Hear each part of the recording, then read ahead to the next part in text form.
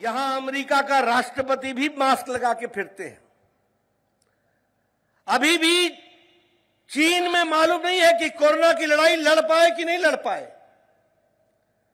अभी भी Europe corona की मार से लड़खड़ा रहा है। लेकिन प्रधानमंत्री मोदी जी के नेतृत्व में 9 महीने में एक नहीं 2-2 वैक्सीन बनाकर 219 करोड़ डोजेज लगाकर बूस्टर डोज लगा करके देश को सुरक्षा कवच पहना करके भारत फिर से खड़ा हो चला है और आगे बढ़ चला है। इसको हमको समझना चाहिए। आज भारत ने 100 देशों को वैक्सीन अपनी दी है। 48 देशों को मुफ्त में वैक्सीन दी है। 2.5 करोड़ मुफ्त में वैक्सीन दी है। इसीलिए जब मैं कहता हूं कि भारत लेने वाला नहीं देने वाला भारत हो गया है। और मुझे खुशी है कि अगर 219 करोड़ वैक्सीन लगी तो जयराम ठाकुर जी ने हिमाचल प्रदेश को पहली और दूसरी डोज में देश में नंबर 1 पर खड़ा किया। सबसे पहले 100% वैक्सीनेशन हुई तो हिमाचल प्रदेश में हुई। कहां डोडरा कवार, कहां मलाना, कहां छोटा बंगाल, बड़ा बंगाल, कहां किन्नौर का ठांगी, कहां ये दूर दराज के क्षेत्र। हमारे हेल्थ के कार्यकर्ताओं ने वहां तक वैक्सीन पहुंचाई और देश में अपने आप को नंबर 1 पर खड़ा किया। इसके लिए मैं जयराम ठाकुर जी की सरकार को बधाई देता हूं। मित्रों, भारत एक समय सिम कार्ड खरीदता था। ये जो आपके मोबाइल में सिम कार्ड लगता है ना, ये खरीदता था।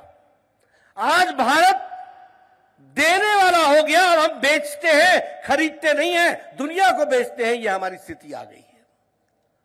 मोबाइल में दूसरे नंबर का प्रोडक्शन भारत कर रहा है। इस्पात में दूसरे नंबर का प्रोडक्शन भारत कर रहा है। सौर ऊर्जा में 5वें नंबर पर हम खड़े हैं। और कोरोना की मार के बाद और यूक्रेन की लड़ाई के बाद जब दुनिया की अर्थव्यवस्थाएं लड़खड़ा रही हैं तो भारत ब्रिटानिया को, ब्रिटेन को पछाड़कर दुनिया की 5वीं सबसे बड़ी अर्थव्यवस्था बन गई है। यह भी हमको ध्यान रखना चाहिए। और अगर मैं प्रधानमंत्री जी का हिमाचल के प्रति प्यार की बात करूं तो आपने देखा होगा कि पिछले 5 सालों के अंदर हिमाचल की तस्वीर बदल गई है। क्या मैं सही बोल रहा हूं? क्या मैं सही बोल रहा हूं? कभी हमने सोचा था, मैंने कल भी कहा, जो कहा था वो किया है, जो नहीं कहा था वो भी करके दिया है। मोदी जी ने करके दिया है जयराम जी को। यह भी हमको याद रखना चाहिए। ये मुद्दे हैं चुनाव के। कभी हमने कहा था क्या कि हम all India institute of medical sciences देंगे? नहीं कहा था। लेकिन 1475 करोड़ रुपए का बिलासपुर में all India institute of medical sciences बंद करके 5 साल में तैयार हो गया, जिसमें से 2 साल कोरोना में भी गए। यानी 3 साल के अंदर वह तैयार होकर के हिमाचल की जनता को समर्पित हो गया। भगवान न करे कि किसी को इलाज के लिए दूर जाना पड़े, लेकिन अब आपको चंडीगढ़ नहीं जाना पड़ेगा। अब बिलासपुर में ही आपका इलाज हो जाएगा। यह परिस्थिति आ चुकी है। कभी हमने सोचा था और हमने बोला था क्या कि हम बल्क ड्रग पार्क देंगे 2000 करोड़ रुपए का। आज बल्क ड्रग पार्क ऊना में लग रहा है 2000 करोड़ रुपए की लागत से। यह ड्रग की दुनिया में, फार्मास्यूटिकल की दुनिया में हिमाचल प्रदेश को दुनिया के नक्शे में खड़ा कर देगा। यह भी हमको समझना चाहिए। मेडिकल डिवाइस पार्क हो, कोई भी विकास की बात हो, IIM, Indian institute of management, हम सुनते थे कि अहमदाबाद में है, आज वो आपके हिमाचल में और इंडियन इंस्टीट्यूट ऑफ मैनेजमेंट है। हम सुनते थे Indian institute of information and technology, आज हिमाचल प्रदेश में इंडियन इंस्टीट्यूट ऑफ टेक्नोलॉजी है। हम सुनते थे कि कभी कोई हाइड्रो इंजीनियरिंग कॉलेज बनेगा। आज हिमाचल प्रदेश में देश का पहला हाइड्रो इंजीनियरिंग कॉलेज बना है, यह हमको ध्यान में रखना चाहिए। अब आपके घर के बच्चे वहां पढ़ेंगे और तब वो यहां जैसे SJVNL के हैं या बाकी सारी जगहों में उनको लगने का सौभाग्य मिलेगा। हमारे हिमाचल के इंजीनियर्स लग सकेंगे, पावर प्रोजेक्ट्स को और अच्छे सुचारू रूप से चलाएंगे। यह परिस्थिति आज आकर के खड़ी हुई है। मैं यहां एक बात और भी बोल देना चाहता हूं, हमें डबल इंजन चाहिए। ऊपर मोदी जी की सरकार है तो नीचे जयराम जी की सरकार चाहिए, और जयराम जी की सरकार चाहिए तो मुझे कौल सिंह चाहिए। यह बात आप ध्यान में रखिए।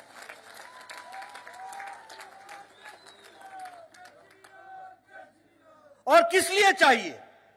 इसलिए चाहिए कि जब जब डबल इंजन से सिंगल इंजन होता है, हिमाचल की गाड़ी लड़खड़ा जाती है। और ये मैं कहने के लिए नहीं कह रहा हूं, अटल जी ने लद्दाख को जाने वाले रोड पर मनाली में सुरंग के लिए शिलान्यास 2002 में किया था। 2004 में सरकार चली गई, हिमाचल लड़खड़ा गया। 2004 से 2014 तक, जब तक मनमोहन सिंह प्रधानमंत्री रहे, तब तक अटल टनल का काम रुक गया। मुझे याद है अटल जी आए थे मनाली में, शायद 2004 या 5 की बात होगी। तो उन्होंने पूछा वो टनल का क्या हो रहा है? मैंने कहा वो टनल का काम रुक गया है। अटल जी ने कहा था वो पत्थर जो मैंने लगाया है वो मेरे सीने पर पत्थर है। समय बदला, मोदी जी 2014 में प्रधानमंत्री बन गए, काम फिर से चला और 2 साल के अंदर 10 किलोमीटर की सुरंग बना करके अटल टनल भारत को समर्पित कर दिया। यह डबल इंजन का के कारण होता है। आज मैं कहना नहीं चाहता, स्वर्गीय वीरभद्र सिंह जी बार बार बोलते थे कि मैं भनोपली से रामपुर तक रेल बनाऊंगा, रेल लाऊंगा। कहते थे कि नहीं कहते थे? कहते थे कि नहीं कहते थे? 35 साल बीत गए, 35 साल, 1 इंच रेल की पटरी आगे नहीं बढ़ी।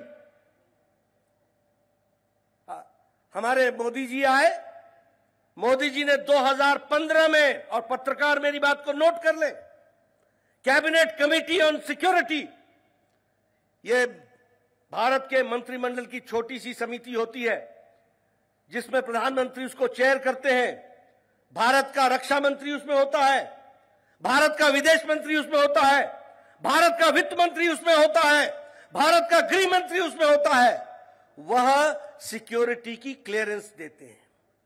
और कीरतपुर से वाया रामपुर ले तक की रेल लाइन, इसको सिक्योरिटी दी गई, इसको सिक्योरिटी का क्लियरेंस 2015 में मिल गया।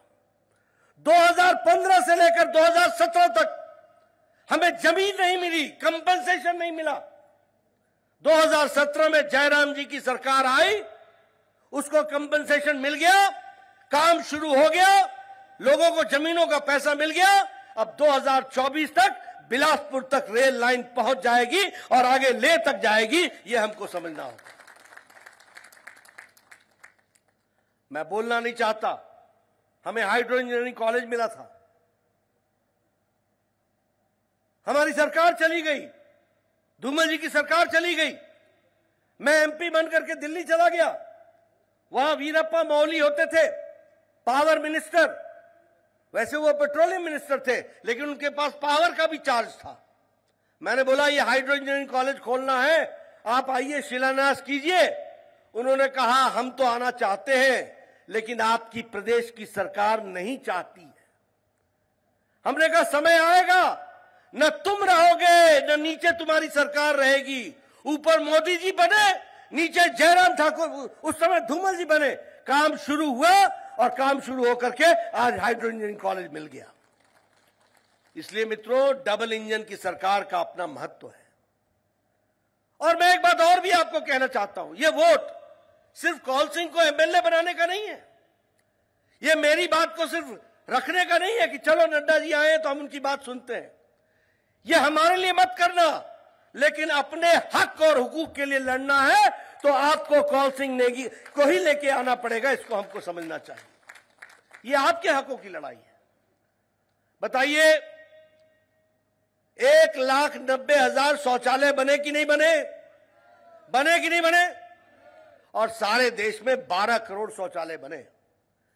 कैसा राज था भैया, जहां 12 करोड़ लोग अपने दैनिक जीवन के कार्य के लिए खेतों में जाया करते थे, जंगलों में जाया करते थे। हमारी माताएं बहनों की इज्जत की किसी ने चिंता की? नरेंद्र मोदी जी ने 12 करोड़ इज्जत घर बनाया, आपको इज्जत दी, और 1,90,000 हिमाचल में शौचालय इज्जत घर बना करके हिमाचल की बहनों की भी इज्जत दी।